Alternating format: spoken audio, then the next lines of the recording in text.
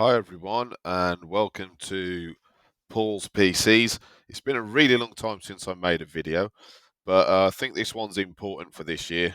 Since everyone's going to be losing access to Windows 10 and a lot of older PCs don't support Windows 11, well, I'm going to show you a nice easy way to get around that problem so you can put Windows 11 onto any older PC. So we're going to start off, get yourself onto Google and type in the search bar Rufus download. And the top link that should show up is rufus.ie. We'll click on there and we'll go to that website. And this is a program that allows you to create bootable drives. I'm going to get the portable version just because it's very useful to stick on your USB drive and sort of take it with you to any other machine. So we'll click on there and get that downloaded. And we're going to open it right up. Yes or no, it doesn't really matter.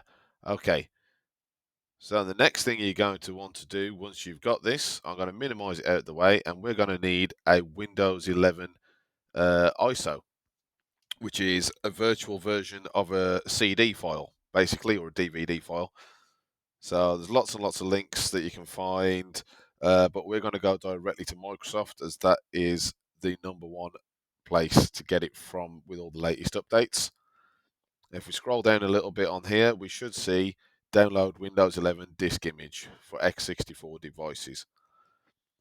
There's a few little hoops to jump through that Microsoft asks you for. So as we go, choose your product language. Obviously, choose whichever one you want. There's plenty to choose from. Obviously, I'm going to go for English United States, even though it should really be United Kingdom, but never mind. And click on the 64-bit download. As you can see, I've got a little #1 next to it on mine, which means I've already got it. But just to show you how to get there. So now we're going to go back to Rufus. Now what we need to do here is plug in a USB drive. You could actually use a USB hard drive for this as well, but like something like a USB thumb drive.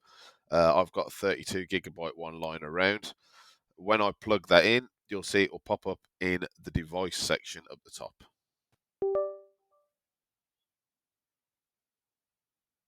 And there you can see there is an F drive with 32GB on there. And now we're going to make sure that this is on ISO image.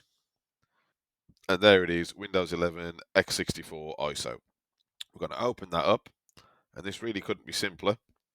When it's finished doing its scanning image that you can see right now, we're just going to go ahead and click on Start.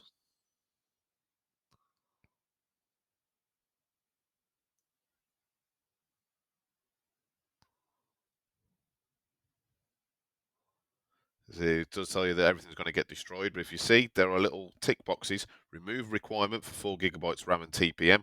Remove requirement for an online account. I'm going to get rid of any usernames before it starts. You can set it with a username. I wouldn't recommend it as it tends to go a little bit wrong.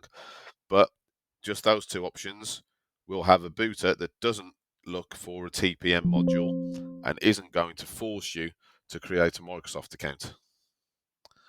Once again, warning you that everything's going to be erased on your drive before you start. So if you don't want to lose it, make sure you backed it up before you begin.